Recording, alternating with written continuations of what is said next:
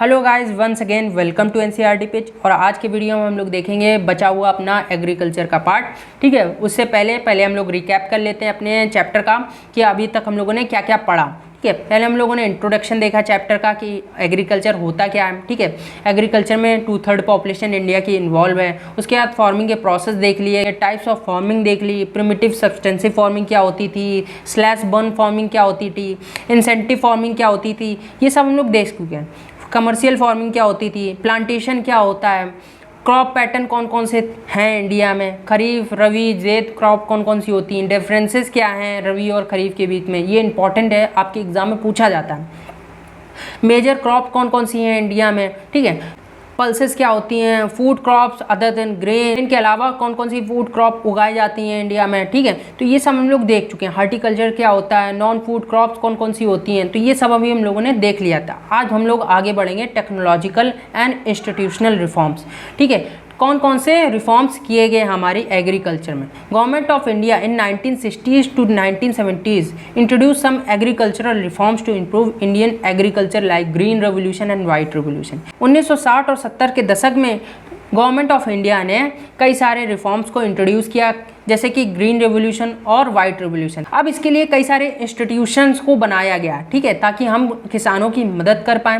पहला first 5 year plan में इसका प्रस्ताव रखा गया। Government of India has initiated land development programmes and schemes like Kisan credit card. कई सारे इंसेंटिव गवर्नमेंट ऑफ इंडिया ने इंट्रोड्यूस किए, कई सारे प्रोग्राम्स इंट्रोड्यूस किए, किसान क्रेडिट कार्ड जैसी स्कीम्स को इंट्रोड्यूस किया, ताकि हम जो किसान हैं उनकी और ज़्यादा मदद कर पाएँ और उनको और ज़्यादा बेनिफिशरीज पहुँचा पाएँ। ठीक है, weather bulletin and programmes on radio and television. Indian government weather की कंडीशन फार्मर्स को बताने लगी, प्रोग्राम्स चलाने लगी रेडियो में और टेलीविज़न में। ठीक है, गवर्नमेंट ऑल्सो अनाउंस MSP, ठीक है, मिनिमम सपोर्ट प्राइस को भी गवर्नमेंट ने इंट्रोड्यूस किया इस समय में। वाइट रिवोल्यूशन की बात करें तो to improve the breed of animal, ठीक है, एनिमल की ब्रीड को इम्प्रूव करने के लिए वाइट रिवोल्यूशन लाया गया। ठीक है, इससे क्या हुआ, जो एनिमल की ग्रोथ थी, मिल्क देने की शक्ति थी, ठीक है, मिल्क प्रोड्यूस करने की जो शक्ति थी वो बढ़ी। मॉडर्न टेक्नोलॉजी को इंट्रोड्यूस किया गया एग्रीकल्चरल फील्ड में। ठीक है, it also called operation flood. ठीक है, इसको ऑपरेशनल फ्लड के नाम से भी जाना जाता है।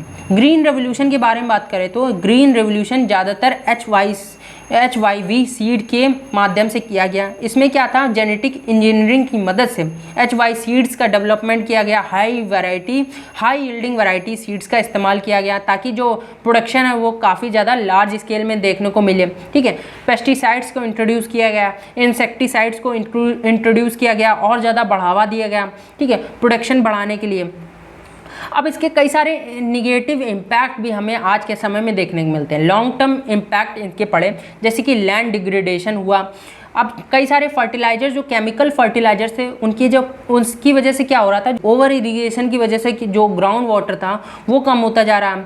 वेनिस बायोडाइवर्सिटी धीरे धीरे खत्म हो रही है। Difference between rich and poor farmers is increase. आज के समय में हम लोग देखते हैं कि पंजाब के फार्मर काफ़ी ज़्यादा अमीर हैं, वहीं दूसरी तरफ झारखंड बिहार जैसे क्षेत्रों के जो फार्मर्स हैं वो आज भी कंगाली से जूझ रहे हैं। MSP की बात करें तो मिनिमम सपोर्ट प्राइस, ये गवर्नमेंट ने इंट्रोड्यूस किया था कि अगर किसी किसान की मॉनसून की वजह से क्रॉप उसकी अगर बर्बाद होती है तो हम उसको मिनिमम सपोर्ट प्राइस प्रोवाइड करेंगे। ठीक है, हम उसको इंसेंटिव देंगे। MSP is a price fixed by the government of India to protect the producer farmer against excessive fall in price during bumper production year. कई सारे मानसून ऐसे देखने को मिलते हैं जहाँ पर प्रोडक्शन बिल्कुल भी नहीं होता, और कई सारा मानसून ऐसे भी देखने को मिलते हैं जहाँ पर प्रोडक्शन भर के होता है, जिसकी वजह से जो प्राइस होते हैं क्रॉप्स के वो अपनी जो प्रोडक्शन की कॉस्ट होती है उससे भी घट जाते हैं। तो इसलिए MSP इसमें काफ़ी ज़्यादा हेल्प देती है फार्मर्स को, कि गारंटी देती है कि हम इतने प्राइस आपको देंगे। Importance of agriculture in Indian economy. अब इंडियन इकॉनमी के रिस्पेक्ट में बात करें तो एग्रीकल्चर की कितने इंपॉर्टेंस है। इंडिया का जो 26% हिस्सा है वो GDP ने कवर कर रखा है, इसलिए एग्रीकल्चरल कंट्री इंडिया कहलाई जाती है। 2/3 पॉपुलेशन जो है वो एग्रीकल्चरल फील्ड में एंगेज है। Agriculture is a main stay for Indian economy. Indian economy के लिए एग्रीकल्चर एक मेन स्टे की तरह उभर के आती है। To ensure food security for country and produce several raw materials for industries. जो एग्रीकल्चर है वो फूड सिक्योरिटी को मेंटेन करने का भी काम करती है और कई सारे रॉ मटेरियल्स इंडस्ट्रीज़ को प्रोवाइड करती है, जिसकी वजह से हमारी जो जीडीपी है वो बढ़ती है। Contribution of agriculture to national economy, employment and output. आप कंट्रीब्यूशन देख लेंगे एग्रीकल्चर का। As per survey done in 2010-11 around 52% of Indian population is depend on agriculture for substances. ठीक है, जो इंडिया की 52% पॉपुलेशन है वो पूरी तरीके से एग्रीकल्चर के ऊपर डिपेंड है, अकॉर्डिंग टू 2011 का सर्वे। When share of agriculture decline in GDP it's lead to decline in other sphere of economy. अगर एग्रीकल्चर का जो शेयर है वो जीडीपी से घटता है तो कहीं ना कहीं इसके जो इम्पैक्ट है हमारी हर एक फील्ड में देखने को मिल सकते हैं, चाहे वो सर्विस सेक्टर हो, चाहे मैन्युफैक्चरिंग सेक्टर हो, चाहे जो भी सेक्टर हो, सारी सेक्टर में हम इसके इम्पैक्ट देखने को मिल सकते हैं। To improve Indian agriculture, the government of India made efforts to modernize agriculture.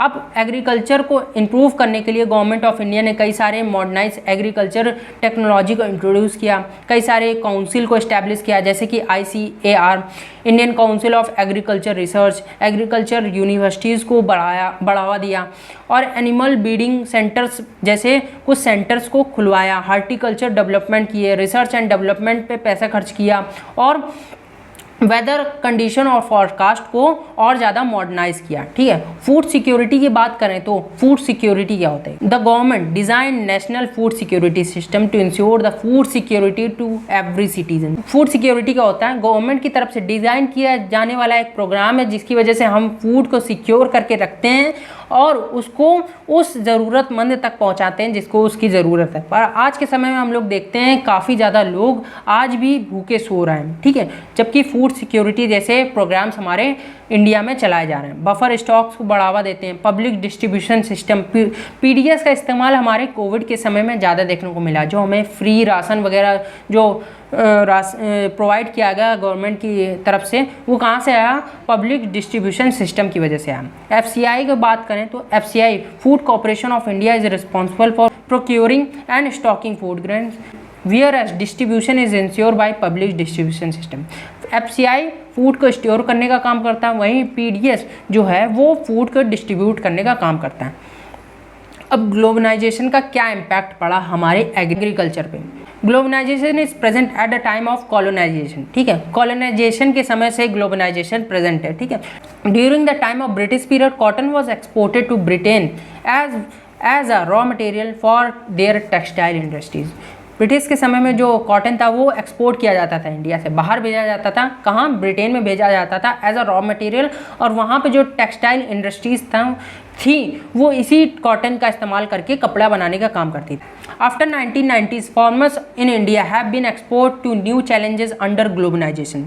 Globalisation के समय में, ठीक है, 1990s के बाद जो फार्मर्स थे वो कई सारे चैलेंजेस को फेस करने लगे। ठीक है, ग्लोबलाइजेशन के चलते the agriculture products of India are not able to compete with the developed countries because of high subsidies agriculture in those countries. ठीक है, क्योंकि जो डेवलप कंट्रीज थी जैसे कि अमेरिका हो गया, फ्रांस हो गया, जर्मनी होगा, तो यहाँ पे जो सब्सिडीज़ एग्रीकल्चर सब्सिडीज़ पहुँचाई जाती थी वो काफ़ी ज़्यादा थी। मॉडर्न टेक्नोलॉजी का इस्तेमाल करते थे वहाँ के जो फार्मर्स थे।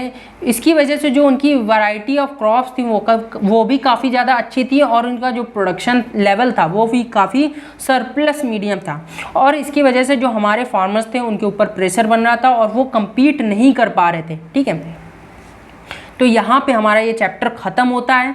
चैप्टर कैसा लगा कमेंट करके ज़रूर बताइएगा, और अच्छा लगा हो तो एक बार लाइक ज़रूर कर दीजिएगा। इससे हमको काफ़ी ज़्यादा मोटिवेशन मिलती है वीडियो बनाने की।